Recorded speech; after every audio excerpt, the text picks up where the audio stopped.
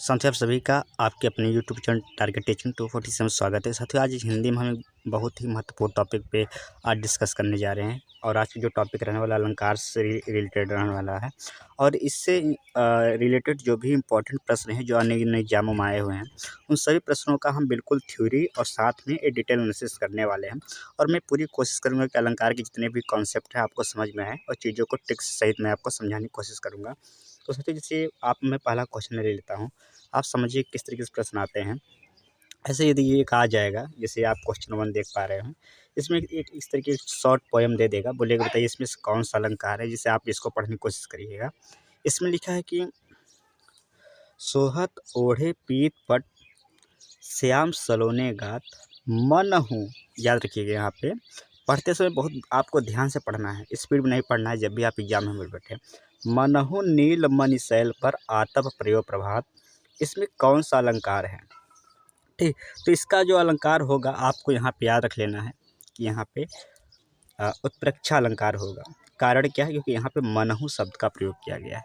ठीक, थोड़ा सा इसके अर्थ को समझने का कोशिश। चलिए आइए हम इसके एनालिसिस करते हैं और फिर आसानी से चीज़ों को समझ लेते हैं। ठीक, चलिए, तो जैसे ये है कि सोहत ओढ़े पीत पट श्याम सलोने गात मनहु नीलमणि शैल पर आशय, इस पे उत्प्रेक्षा अलंकार है। ठीक, तो इसके दो तरीके होते हैं। पहला तरीका ये होता है कैसे हम पहचाने कि ये कौन सा अलंकार है। एक तो इसके अर्थ या इसके भाव को हम समझ लें, पहला तरीका ये होता है। दूसरा होता है कुछ ट्रिक्स जान लेते हैं। ठीक, दोनों तरीका मैं बताऊँगा। ठीक, तो दो तरीका होता है। अब ये जो अर्थ वाला तरीका होता है, इसमें सबसे बड़ी समस्या ये होती है कि हर व्यक्ति, हर विद्यार्थी इतना ढेर सारा पोएम पढ़े, उसके बाद उसके अर्थों को समझे, तो ये बड़ा एक चैलेंजिंग सब्जेक्ट बन जाता है कि सर फिर तो बड़ी दिक्कत हो जाएगी। केवल हमारे पास अलंकार तो पढ़ने के है नहीं, ढेर सारे हमारे पास टॉपिक है हिंदी में पढ़ने के लिए। तो अर्थ वाला मैं थोड़ा सा यहाँ पे अवॉइड करता हूँ। ठीक, हाँ, यदि आप अर्थ लगा लें, अर्थ समझ लें, तो ये आपके लिए एक आपके लिए गुड न्यूज़ रहेगी। लेकिन यदि आप अर्थ को नहीं समझ पा रहे, जो हर विद्यार्थी के लिए पॉसिबल नहीं है, तो आप कुछ ट्रिक्स को के माध्यम से चीज़ों को टिक लगा सकते हैं। जैसे कैसे हम जानेंगे कि यहाँ पे उत्प्रेक्षा अलंकार मुझे कैसे पता चला। ठीक, तो उत्प्रेक्षा अलंकार होता क्या है कि जहाँ उपमेय में उपमान की संभावना की जाती है। याद रखिएगा, उपमेय में उपमान की संभावना की जाती है। यहाँ पे क्या हुआ, मनहु, मनहु मतलब जैसे नीलमणि शैल पर आता प्रयोग। जैसे कि ऐसा हो रहा है कि जो नीलमणि उस पर जो है सूर्य की रोशनी का जो है प्रकाश पड़ रहा है, यहाँ पे संभावना की जा रही है। सबसे अच्छा क्या है भैया, आपको पहचानना कैसे, जहाँ पे जिस भी पोयम में मनु, मानो, मानहु, जनु, जानो, जनहु, निश्चय, ईव, ज्यों, ये सभी शब्द दिखे, ये शब्द दिखे। आप देखिए यहाँ पे मनहु शब्द का प्रयोग किया गया। आप ध्यान दीजिए, ये जो मनहु शब्द है, मनु, मानहु या मनहु जिसको बोलेंगे, ये शब्द का प्रयोग किया गया है। इसलिए हम डायरेक्ट हम बता देंगे यहाँ पे उत्प्रेक्षा अलंकार है। सिंपल, तो सिंपल आप ट्रिक समझिएगा बस, बहुत ज़्यादा इसमें अर्थ वगैरह के चक्कर मत पड़ेगा, नहीं तो आप बहुत ज़्यादा कन्फ्यूज हो जाइएगा। तो यहाँ पे मनहु शब्द का प्रयोग किया गया है, इसलिए बोलेंगे सर यहाँ पे उत्प्रेक्षा अलंकार है, सीधी सी बात है। ठीक, उदाहरण जैसे कि ये उदाहरण आपका है कि ले चला साथ में तुझे कनक, ज्यों भिक्षुक लेकर सोड़। ठीक, जिस प्रकार एक भिक्षु सोड़ लेकर तुम मतलब अपने साथ लेकर चलता है, उसी तरीके से मैं तुम्हें साथ अपने लेकर चल रहा। अब यहाँ पे जो ज्यों शब्द का प्रयोग, मुझे अर्थ से समझना ही नहीं है, मुझे बस ट्रिक जानना है कि सर यहाँ पे ज्यों शब्द का प्रयोग हुआ है। इसलिए सर अगर जहाँ पे ज्यों शब्द का प्रयोग है, देखिए ज्यों, ईव, निश्चय, वहाँ पर परीक्षा में बस एक सिंपल सा चीज़ है और कुछ नहीं है। ठीक, क्योंकि अगर अब अर्थ के आधार पे जानेंगे इसको कि सर नहीं, अगर अर्थ के आधार पर समझना है तो मैं बताया दो ट्रिक है, एक अर्थ एक ट्रिक। ट्रिक तो मैं बता दिया, यही सब शब्द का अगर यहाँ पे प्रयोग हो तो वो हमारा उत्प्रेक्षा अलंकार हो जाएगा। अर्थ का क्या है, यहाँ पे क्या है कि कनक का अर्थ धतूरा से, कनक का अर्थ किससे है, धतूरा से। और इसमें कवि कहता है कि वह धतूरे को ऐसे ले चला मानो कोई भिक्षु सोना ले जा रहा है। ठीक, ले चला साथ में तुझे कनक, तुझे कनक मतलब कनक का दो अर्थ होता है। कनक, कनक के सगुन आप जानते थे, तो एक कनक का अर्थ होता है धतूरा। ठीक, तो यहाँ पे कह रहा वो व्यक्ति ऐसे धतूरा को ले जा रहा है जैसे कोई भिक्षुक सोना ले जा रहा है। ठीक, तो यहाँ पे जैसे यानी संभावना, यहाँ पे कनक की संभावना किससे कर रहा है, सोना की, कि जैसे जैसे वो ले जा रहा है। तो यहाँ पे अर्थ को आधार पे भी, अर्थ को आधार बना के आप ट्रिक लगा सकते हैं उत्प्रेक्षा अलंकार का। या तो ये, तो अब आप समझिए, यदि उत्प्रेक्षा अलंकार से आएगा तो आप इसको गलत नहीं करेंगे, ये आप हमसे प्रॉमिस करिए, पहली बात। चलिए अब अगला लेते हैं, रूपक अलंकार को। अब हम यहाँ पे इसका ऑपरेशन करते हैं। तो रूपक अलंकार क्या होता है, समझिए कि जहाँ उपमेय का उपमान में आरोप हो उपमेय में उपमान का आरोप हो और तब रूपक अलंकार होता है। जैसे यहाँ पर समझिए, पायो जी मैंने राम रतन, राम रतन। अब यहाँ पे पायो जी मैंने मैंने पाया, मैंने राम रूपी रतन धन पाया। अब यहाँ पे राम का जो है, राम को किसके समकक्ष दिखाया जा रहा है? रत्न के समकक्ष। रत्न एक अभ्रंश शब्द है, रत्न के समकक्ष राम को दिखाया जा रहा है। अब यहाँ पे ऐसा नहीं कि राम का संभावना की जा रही कि ये रत्न जैसे हैं, ऐसा नहीं है। तुलना भी नहीं की जा रही कि ये रत्न जैसे हैं, संभावना की जा रही है कि राम रत्न जैसे हो सकते हैं, ऐसा भी नहीं है। यहाँ पे सीधा सीधा दिखा दिया है कि राम रत्न, राम खुद अपने आप में रत्न हैं, एकदम 100% श्योर कर दिया गया है।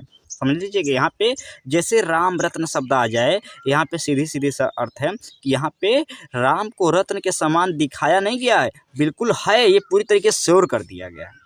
तो जहाँ पे उपमेय में उपमान का आरोप मतलब पूरी तरीके से उस पर लागू कर दिया जा रहा हो, मतलब उस पर लागू कर दिया कि राम रत्न हैं, लागू कर दिया जा रहा है, वहाँ पे रूपक अलंकार। सर बोलेगी सर हमको ट्रिक समझाइए, इसको हमको पता नहीं, चलिए आइए ट्रिक जानते हैं। तो सीधी राम रत्न अगर हम लिखते हैं तो राम और रतन, तो इसमें जो है हल्का सा हम एक जो है ये वाला चिन्ह का प्रयोग करते हैं, योजक चिन्ह का। तो जहाँ पर भी बीच में योजक चिन्ह का प्रयोग हो वहाँ पर हम बोलेंगे सर यहाँ पे रूपक अलंकार है। जैसे राम रतन को ही धन बता दिया है, राम रूपी रत्न या धन पाए हैं।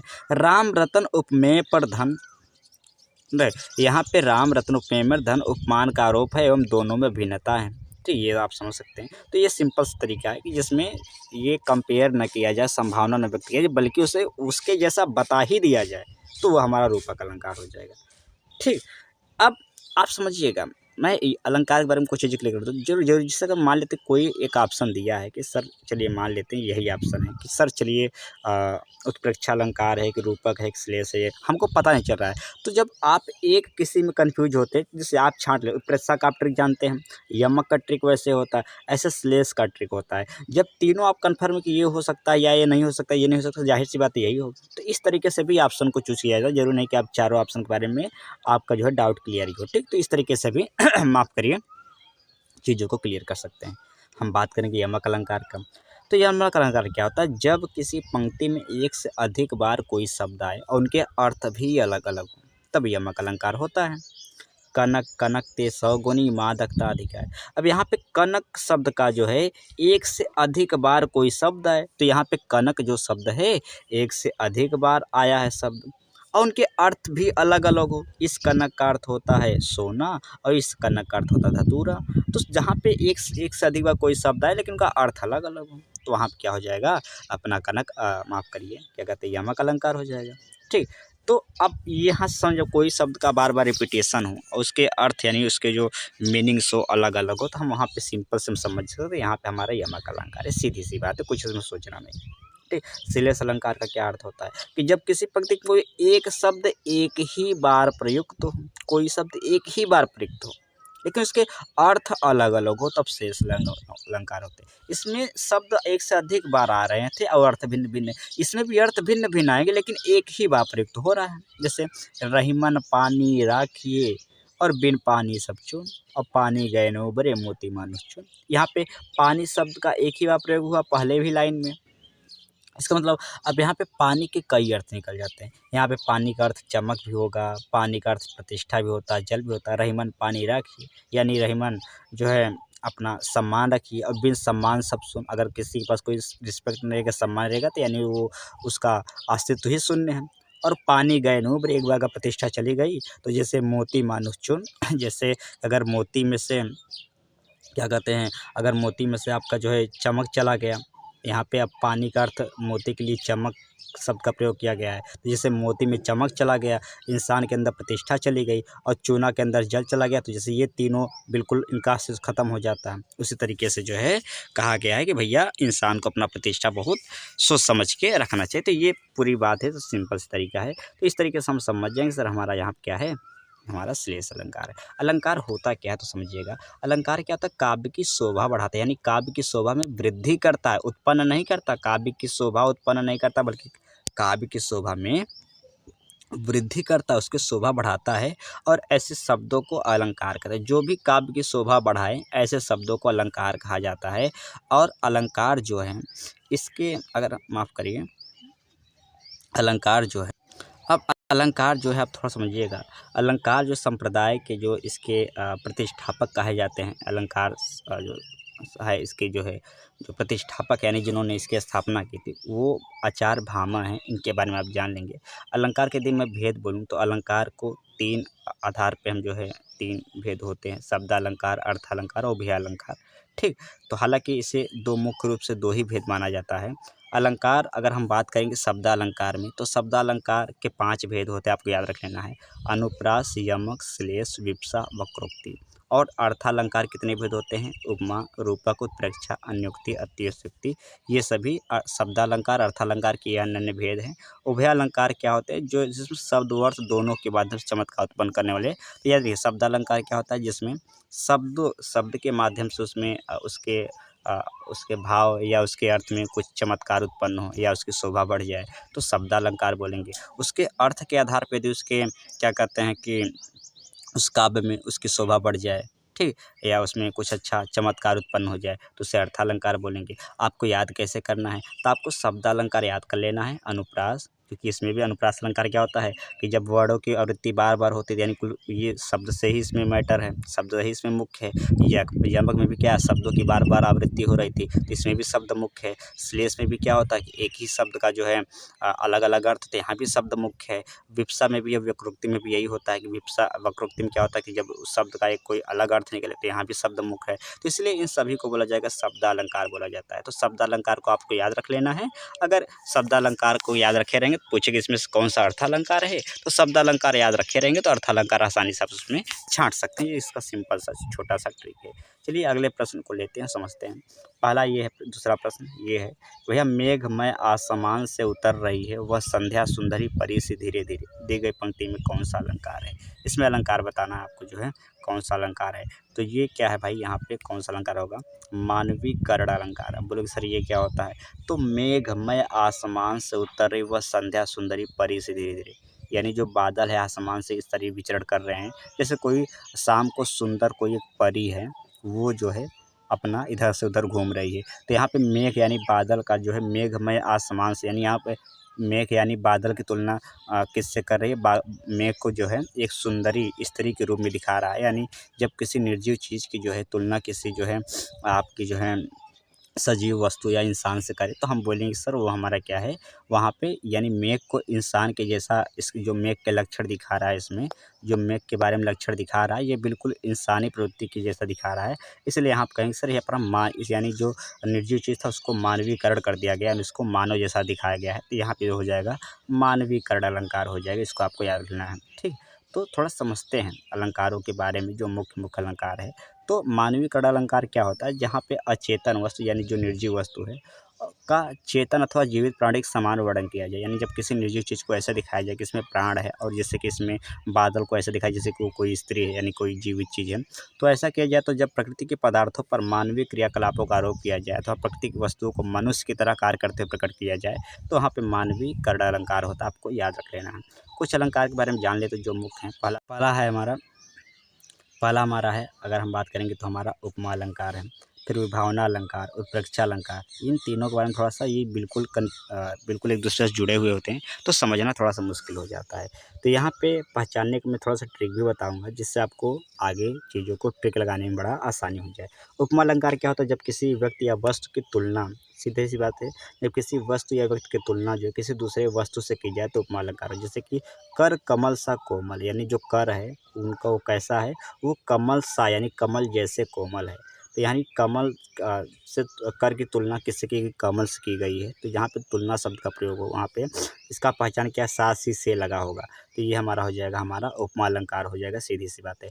विभावना अलंकार क्या होता है? जहाँ पे कारण न होते हुए भी कार्य का हुआ जाना पाया जाए, यानी कारण न होते हुए कार्य हो। जैसे बिन पग चल, जहाँ पे साधन न हो फिर भी वो कार्य क्या हो रहा है?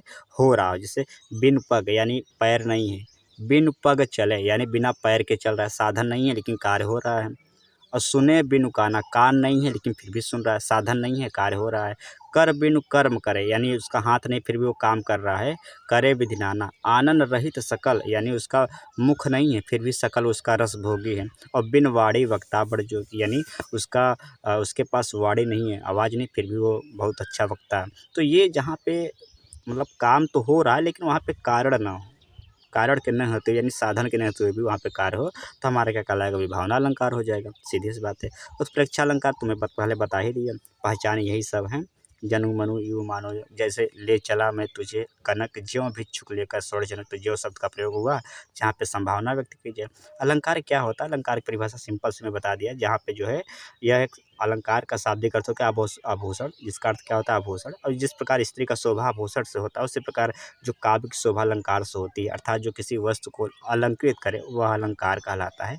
एक सिंपल सी बात है। ये एक अब इसको ले लेते हैं, जैसे ये प्रश्न आ गया कि तीन बेर खाती सो तीन बेर खाती में कौन सा अलंकार है।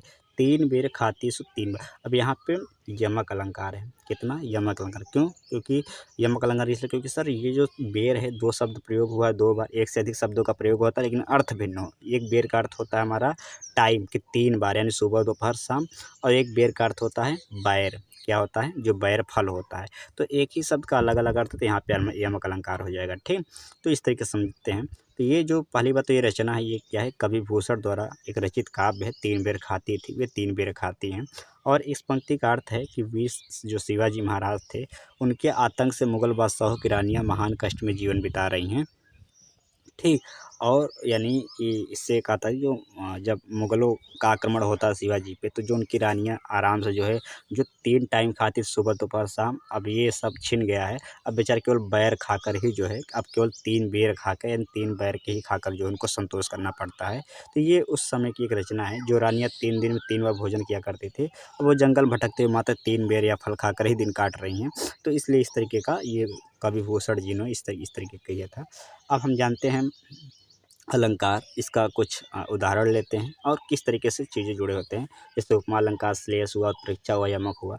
उपमा क्या होता है, विभिन्न पदार्थों का सादृश्य प्रतिपादन, सादृश्य प्रतिपादन बिल्कुल उसके जैसा, जैसे मुख चंद्र सा सुंदर है, तो यहाँ पे मुख का तुलना किससे किया गया है, चंद्रमा से, तो बिल्कुल उसके सदृश से ही दिखाया गया, बिल्कुल उसके जैसा, तो यहाँ पे हमारा हो जाएगा उपमा अलंकार। श्लेष क्या, एक शब्द से एक से अधिक अर्थ जुड़े, पानी, रहमन पानी राखी, तो पानी का ढेर सारी, चूना, इज्जत और चमक। इस तरह उत्प्रेक्षा अलंकार जहाँ उपमान की संभावना की, जैसे मुख मानो चंद्रमा है, मुख कैसे, मानो चंद्रमा है, यहाँ पे संभावना व्यक्त की जा रही है कि उसका मुख चंद्रमा जैसे है। ठीक, तो यमक क्या होगा कि शब्दों की आवृत्ति हो, जैसे कनक कनकते सौगुनी, और एक ही शब्द के अलग अलग अर्थ हो।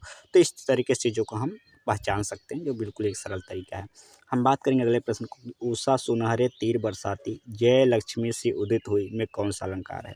ठीक, जय लक्ष्मी सी उदित हुई में कौन सा अलंकार है, यानी याद रखना यहाँ पे उषा सुनहरे तीर बरसाती, इसमें क्या है कि जो उषा यानी जो सुबह है, सुबह की जो रोशनी है, उसकी तुलना, सुबह की रोशनी अचेतन चीज़ है, निर्जीव चीज़ है, अब उसकी तुलना लक्ष्मी से की जा रही है जो चेतन चीज़ है।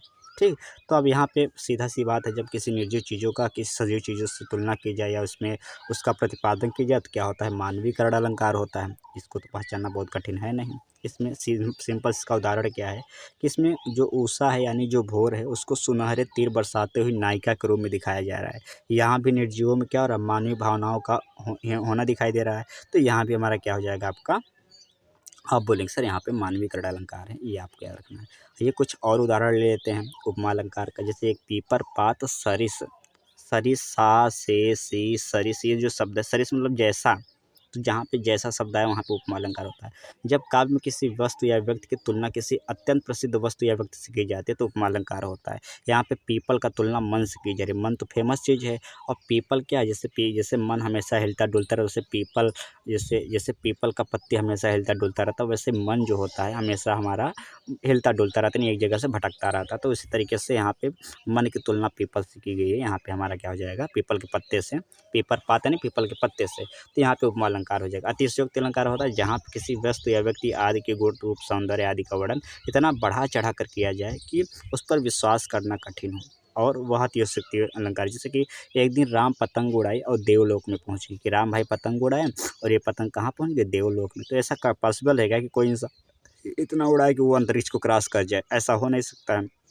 लेकिन यहाँ पे जो बात कहा जा रहा है, यानी जो वस्तु, यानी जो पतंग की या जो राम के गुणों की तुलना की जा रही है, बहुत बढ़ा चढ़ा कर की जा रही है। तो जहाँ पे अब ये विश्वास करने लायक है भी नहीं, तो यहाँ पे हमारा क्या हो जाएगा, अतिशयोक्ति अलंकार, जहाँ पे बहुत बढ़ा चढ़ा कर किसी के गुण रूप सौंदर्य का वर्णन हो और जिसे विश्वास करना कठिन हो, वहाँ पे हमारा हो जाएगा, जैसे यहाँ पे हमारा हो जाएगा अतिशयोक्ति अलंकार। विशेषोक्ति अलंकार क्या होता है, जहाँ कारण के रहने पर भी कार्य नहीं होता। देखिए अब दो समझिए, एक होता है विभावना अलंकार, जिसमें क्या था कि कारण नहीं था फिर भी कार्य हो रहा था, बिन पग चले सुने बिनु काना, तो उसमें था। विशेषोक्ति जैसे उसका उल्टा होता है कि कारण हो लेकिन फिर भी काम न हो, कि पानी बिच मीन प्यास, यानी साधन है, ये मछली है, पानी इसके अगल बगल पानी है लेकिन फिर भी ये प्यासी है। साधन है कि पानी से प्यास बुझा रही, लेकिन साधन होते भी ये कार्य नहीं कर रही, अपनी प्यास नहीं बुझा पा रही है। तो जहाँ पे साधन या कारण हो फिर भी उसका कार्य ना हो, तो वहाँ पे जो है हमारा क्या हो जाएगा, हमारा हो जाएगा विशेषोक्ति अलंकार हो जाएगा। इसको आपको थोड़ा सा चीज़ों को कन्फर्म जो है आपको कर लेना है, ठीक। अगला हम लेते हैं, अगला क्या है कि मधुर मधुर मुस्कान मनोहर मनुज वेश का उजियारा, यह किस अलंकार का उचित उदाहरण है। मधुर मधुर मुस्कान मनोहर, मधुर मधुर मुस्कान मनोहर, ठीक। अब यहाँ पे रखना है, अब यहाँ पे कौन सा अलंकार होगा आप थोड़ा समझना पड़ेगा।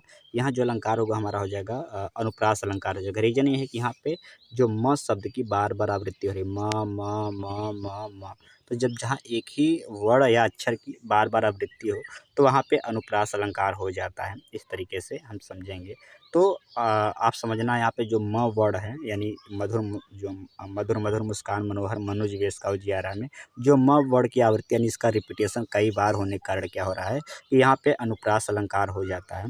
उपमा अलंकार का दो चार और उदाहरण जान लेते हैं। उपमा अलंकार मैंने बता ही दिया, जहाँ पे तुलना हो, और जैसे सागर सा, तो यहाँ सा शब्द आया, तो यहाँ पे हमारा क्या हो जाएगा, उपमा अलंकार हो जाएगा। गिरी सा यानी सागर सा गंभीर, यानी सागर के जैसे गंभीर, गिरी सा यानी पर्वत जैसा ऊंचा जिसका मन हो, तो यहाँ पे सा शब्द आया, सा से सी सरिस, ये सभी उपमा अलंकार होता है। ऐसे यदि मैं बात करूँगा उत्प्रेक्षा था, तो मनु मानो जनु जानो मैंने बता दिया। यहाँ सोहत ओढ़े पीत श्याम सुंदर, मनहु शब्द आ गया, तो यहाँ पे हमारा क्या हो जाएगा, उत्प्रेक्षा अलंकार हो जाएगा। यमक क्या है, जब दो शब्द बार बार आए, कई एक शब्द बार बार आए उसका अर्थ भिन्न होता है, यमक अलंकार हो जाएगा, ठीक। तो ये अलंकार आपको याद रखना है। अलंकार के बारे में यदि हम बात करेंगे तो मुख्य रूप से अलंकार के दो ही भेद होते हैं, शब्दालंकार और अर्थालंकार होते हैं, याद रखिएगा। जिसमें शब्द की वजह से उसके काव्य में शोभा बढ़े शब्दालंकार, अर्थ की वजह से बढ़े तो अर्थालंकार होता है, आपको याद रख लेना है। ऐसे अगला है कि सफरी सी जल में, अब सी शब्द आ गया, सा सी से शब्द आए, कौन सा अलंकार होगा आप बताइएगा, या इसको ये आप बताइएगा, मैंने पहले बता दिया। जहाँ सा से शब्द आएगा वहाँ क्या हो जाएगा आपका, आप बोलेंगे सर उपमा अलंकार हो जाएगा, ठीक। तो सफरी सी जल में विहंगनी सी व्योम सी, तो जहाँ पे सीधा अर्थ नहीं समझ आ रहा, फिर भी ये कुछ ट्रिक्स होते हैं, आपको पहचान लेना यहाँ पे कौन सा अलंकार हो जाएगा, आप बोलेंगे सर उपमा अलंकार हो जाएगा, ठीक। तो प्रस्तुत जो ये उपमा अलंकार का प्रयोग हुआ है, इसमें ये आचार्य भरत मुनि ने अपने नाट्य शास्त्र में जो चार अलंकारों का उल्लेख किया है। उपमा रूपक दीपक यमक, यानी आपसे पूछा जाएगा आचार्य भरत मुनि ने नाट्य शास्त्र में कितने अलंकारों का उल्लेख किए हैं, तो चार अलंकारों का उल्लेख किए हैं, उपमा रूपक दीपक और यमक, आपको याद रखना है। उपमा का अर्थ क्या होता है, आपको याद रखना है कि इसका अर्थ होता है तुलना करना। आप कैसे पहचानेंगे, तो देखिए उपमा जो है पहचानने की तरीका है, सौ लव सरिस समान सदृश तुल्य सी से तुल आदि, तो ये कुछ ट्रिक्स होते हैं कि इससे आप जो है उपमा अलंकार को आसानी से आप जो है इसको टैकल कर सकते हैं, पहचान सकते हैं। उपमा अलंकार के भी तीन भेद होते हैं, आपको याद रख लेना है, मालोपमा, उपमेय उपमा, अन्योत्तम उपमा, ये आपको याद रख लेना है। इसके बारे में अभी हम डिटेल्स चर्चा करेंगे, इन तीनों उपमा के तीनों प्रकार के बारे में। रूपक अलंकार क्या होता है, जहाँ पे उपमान में पूर्ण रूप समानता बताई जाए, ठीक। जैसे कि अभी हमने बताया कि पायो जी मैंने राम रतन, यानी रतन को राम के समान पूर्ण रूप से जो है यहाँ पे समानता बता ही दी गई 100%, तो यहाँ पे रूपक अलंकार हो जाएगा। उत्प्रेक्षा क्या, जहाँ में उपमान में बलपूर्वक संकल्पना की जाए, मनो मानो जनु जानो, तो इस तरीके का उत्प्रेक्षा अलंकार हो जाएगा।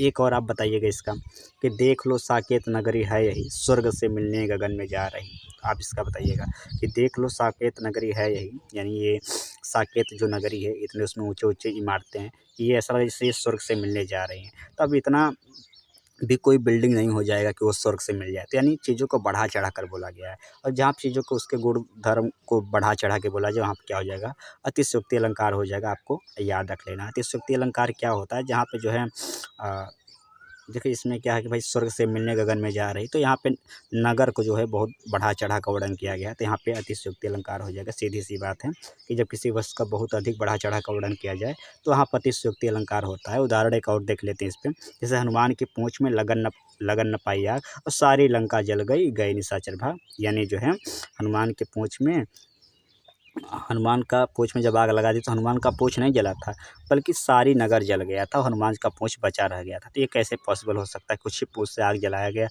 नगर को आग लगाया गया, नगर जल गया और पूँछ बचा रह गया। तो ये बढ़ा चढ़ा कर बताया गया है और इसलिए यहाँ पे हम ये भी कर सकते हैं, यहाँ पर भी क्या है, अतिशयोक्ति अलंकार है, सीधी सी बात है। ठीक।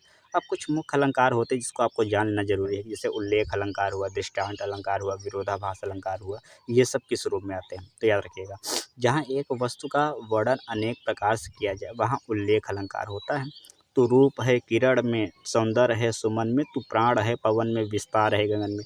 यहाँ पे एक व्यक्ति के बारे में कई इसके अनेक वर्णन बताया जा रहा है कि तू रूप है किरण में, यानी तू रूप क्या है, किरण में है।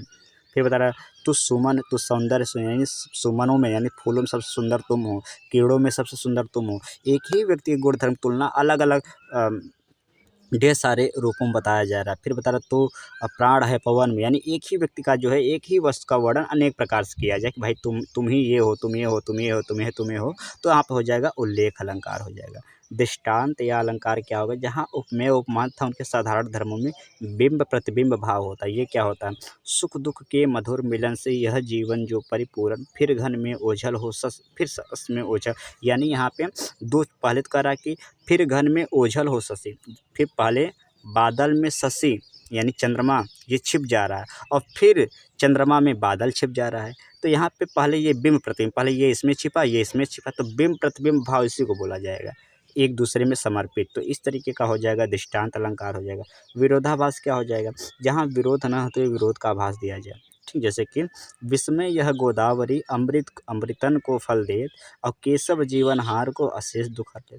विस्मय यह गोदावरी, विष से युक्त यह गोदावरी जो है अमृत का फल देता है। अब जिसमें विष भरा हो क्या वो अमृत का फल देगा, नहीं देगा बिल्कुल। जो खुद ही विष से युक्त हो, जहर से युक्त हो, क्या अमृत का फल देगा, नहीं देगा। लेकिन यहाँ पे देख रहे हैं एक शब्द है जो एक शब्द विष है, एक शब्द अमृत है, ये दूसरे दोनों के विरोधाभास है, यानी दूसरे विरोध करने वाले शब्द हैं। विष अलग चीज़ है, अमृत अलग चीज़ है, लेकिन कह रहे विष से ही अमृत देता है, ये कैसे पॉसिबल है। तो यहाँ पे जहाँ पे विरोध इस तरीके का विरोधाभास हो वहाँ बोला जाएगा विरोधाभास अलंकार, विरोध का भाव जहाँ पे इस तरीके का पैदा हो। चलिए अगले प्रश्न को लेते हैं।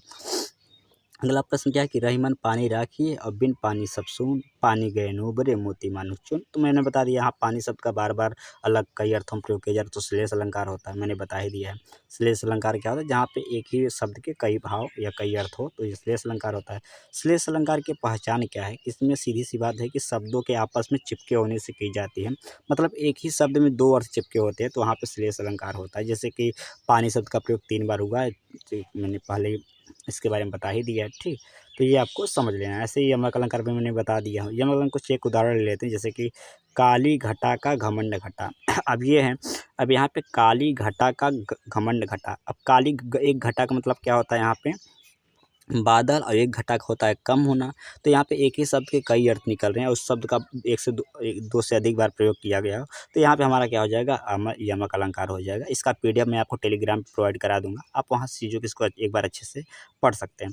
अगला प्रश्न है पानी गए न उबरे, इसमें तो मैंने बता ही दिया है, बार बार रिपीट हो रहा है, श्लेष अलंकार होता है। ठीक, इसमें तो ये बहुत ज़्यादा इसमें बात बताने की जरूरत नहीं है। एक उदाहरण लेते हैं यमक अलंकार, कनक कनक दस गुण, इसको तो आपको पता होगा। रूपक अलंकार के उदाहरण लेते हैं, चरण कमल बंदो हरिराई। तो रूपक अलंकार यहाँ पे चरण कमल, यहाँ पे चरण और कमल के बीच किसका चिन्ह हुआ है, प्रयोग किया गया है, योजक चिन्ह का। तो जब दो शब्दों के बीच में जो है योजक चिन्ह का प्रयोग हो तो वहाँ पे हमारा क्या हो जाएगा, रूपक अलंकार होता है। एक पहचान ट्रिक ये भी है। एक ट्रिक है कि इसके अर्थ को देख कर समझ लें कि यहाँ पे चरण की तुलना कमल से की तुलना नहीं की गई, बल्कि चरण को कमल जैसा बता ही दिया गया, 100% श्योर बता दिया गया। तो यहाँ क्या हो जाएगा, रूपक अलंकार हो जाएगा। अब यहाँ पे पीपर पास रस मंडोला, मैं बताया सरित शब्द आ गया, सास से सरित, तो ये हमारा हो जाएगा उपमा अलंकार होता है। अगला प्रश्न लेते हैं, बीता विभावरी जागरी, अंबर पनघट में डूबो रही, तारा घट उषा ना गई, बीती विभावरी जागरी।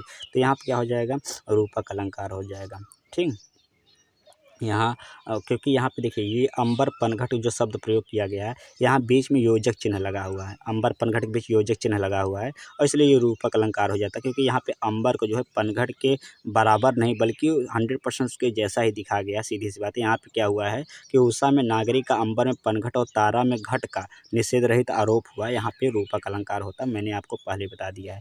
एक और जैसे मैया में तो चंद्र खिलौना, और चंद्र खिलौना के बीच का इसका चिन्ह है, योजक चिन्ह का प्रयोग किया गया है, तो यहाँ पर हो जाएगा रूपक अलंकार हो जाएगा। यानी ऊपर में जो चंद्र और हम खिलौने में समानता का दिखाकर चांद को ही खिलौना बोल दिया गया, यानी जैसा नहीं बताया गया बल्कि चांद को ही चंद्र खिलौना, मतलब चांद के जैसा खिलौना नहीं है बल्कि चांद को खिलौना बोल ही गया, 100% बोल दिया गया, तो यहाँ पे हमारा क्या हो जाएगा, रूपक अलंकार हो जाएगा। अब उपमा अलंकार क्या होता है, जहाँ पे उप का अर्थ है समीप और पा का अर्थ है तोलना या देखना, यानी जब दो भिन्न वस्तुओं की समानता दिखाई देता है तो वहाँ पे उपमा अलंकार, जैसे कमल सा कोमल, तो यहाँ भी कमल और कमल कोमल की तुलना किससे की गई है, कमल से की गई, यानी जो माफ़ करिए जो कर है, कर यानी कर की तुलना कमल से की गई है कि भाई उसका कर जो है कमल के समान कोमल, तो यहाँ पे जहाँ तुलना की जाए, यहाँ पे पैरों को कमल के समान कोमल बताया गया है, अतः यहाँ क्या हो जाएगा, उपमा अलंकार हो जाएगा। ऐसे यदि मैं बात करूँगा यमक अलंकार का, तो मैंने पहले बताया जहाँ पे एक ही शब्द की बार बार आवृत्ति होती है लेकिन उसके अर्थ अलग अलग हो। काली घटा घमंड घटा इसमें मैंने आपको बता ही दिया है। उत्प्रेक्षा अलंकार के बारे में बता ही दिया कि जहाँ पे जो है ये शब्द प्रयोग हो, मनो मानो जनो जानो, वहाँ पर उत्प्रेक्षा अलंकार होता है। यहाँ पे संभावना व्यक्त की जाती है, उपमेय में पाने की संभावना व्यक्त की जाती है। जिससे मैंने इसका उदाहरण बताया, मैंने इसका इन सब का उदाहरण मैंने बता ही दिया हूँ। तो ये सभी चीज़ आपको जान लेना है, ठीक है, ये आपको जान लेना है। अलंकार की परिभाषा मैंने बता ही दिया है। तो ये कुछ अलंकार के महत्वपूर्ण प्रश्न थे। अगर आप चाहते हैं अलंकार पे मैंने और ऐसे कुछ उदाहरण लाऊं, क्योंकि उदाहरण ही समझना सबसे कठिन होता है, बाकी चीज़ तो आपको अपने पैड बैच से मिल ही गया होगा चीज़ों को। बस ये है कि ज़्यादा से ज़्यादा उदाहरणों को मैं समझ लूँ और चीज़ों को टिक लगा लूँ। तो यदि आप चाहते हैं तो मैं कोई दूसरी क्लास लाऊँ, इसका एक पार्ट 2 लाऊँ, तो आप कमेंट करके ज़रूर बताइएगा हाँ सर इसका पार्ट 2 लाए, तो मैं और ढेर सारे उदाहरण लाकर इसको क्लियर करने की कोशिश करूँगा विद डिटेल एनालिसिस के साथ। तो आपको ये क्लास कैसी लगी आप कमेंट करके जरूर बताइएगा। और हाँ, आप थोड़ा-सा मुझे सपोर्ट करने के लिए प्लीज़ इस क्लास को जो अपने स्टेटस पे लगा के थोड़ा-सा हमें सपोर्ट कर देंगे, जिससे हमारे क्लास के बारे में थोड़ा और लोग अवेयर होंगे, और जितना ज़्यादा व्यूअर आते हैं, उतना ज़्यादा थोड़ा टीचर को भी मोटिवेशन मिलता है और वो ज़्यादा से ज़्यादा अच्छा कंटेंट और सारी चीज़ों को लाने की कोशिश करता है। तो ये क्लास आपको कैसी लगी? अगर आप चाहते हैं इसका पार्ट 2 लाए, तो सब्सक्राइब जरूर कर लीजिए और कमेंट में ज़रूर बताइएगा। मिलते हैं अगले वीडियो में। हाँ, टेलीग्राम का लिंक दिया हुआ है, वहाँ पे जाकर आप इसका पीडीएफ डाउनलोड कर सकते हैं। मिलते हैं अगले वीडियो में, तो सुनने के लिए आप सभी का